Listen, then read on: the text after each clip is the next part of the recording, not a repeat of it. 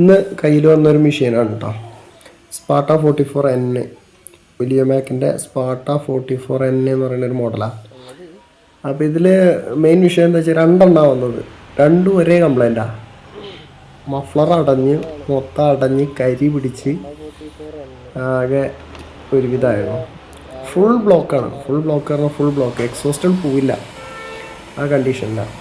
നമ്മളെന്താ വെച്ചാൽ അഴിച്ച് പിന്നെ ഹെഡിൽ നിന്ന് കരി കുത്തി കളഞ്ഞു. അതിന് ശേഷം മഫ്ലർ കത്തിച്ചു. ബ്ലോവർ വെച്ച് നമ്മൾ പിന്നെ കത്തിച്ചു. നല്ല അടിപൊളിയായിട്ട് ഹീറ്റ് ഗൺ ഉണ്ടായിരുന്നു, അത് വെച്ചിട്ട് അങ്ങോട്ട് കത്തിച്ചു. വേണ്ട എന്താ ജാതി കരി എന്ന് പറയാം. അങ്ങനെ കത്തി തീരുകയാണ്.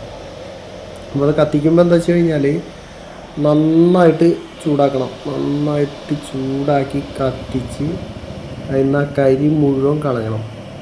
അല്ല വെച്ചെങ്കിൽ അത് പോവില്ല, കുറച്ച് കളഞ്ഞിട്ട് കാര്യമില്ല. അപ്പോൾ കത്തിക്കുമ്പോൾ അത് കത്തി തീരണ വരെ നന്നായിട്ട് കത്തിക്കണം.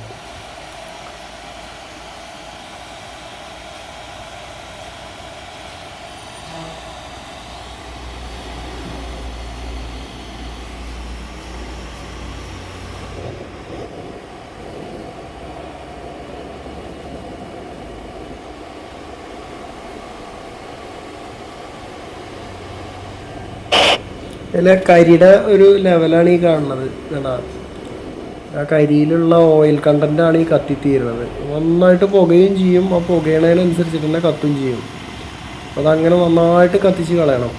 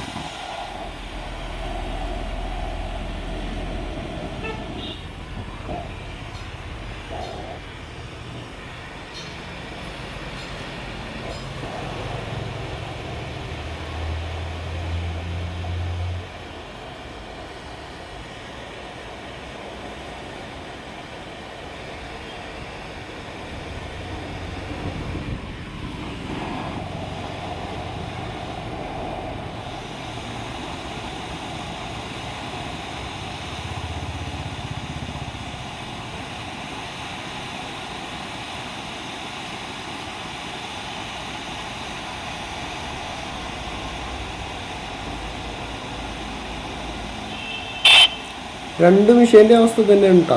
ഇതുപോലെ നല്ല കരിയാണ്. അപ്പോൾ രണ്ടും ഇതേപോലെ നന്നായിട്ട് കത്തിച്ച് ഫുള്ള് കരി കളഞ്ഞ് കത്തി അവസാനം വരുമ്പോൾ ഉണ്ടാവും. ഇപ്പോൾ പറ്റ ഫ്ലെയിം വരാതായി.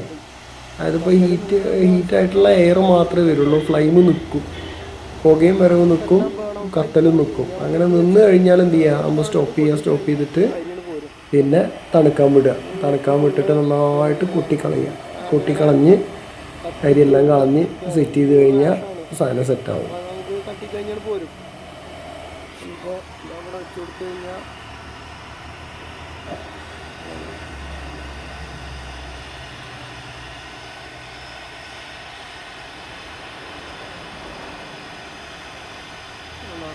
ഇത് കത്തുന്നില്ല, അതായത് കരി തീർന്നു എന്നുള്ളതിൻ്റെ അർത്ഥമാണത്. അതിൽ കുറച്ച് നേരം പിടിച്ചിട്ട് നിർത്തുക.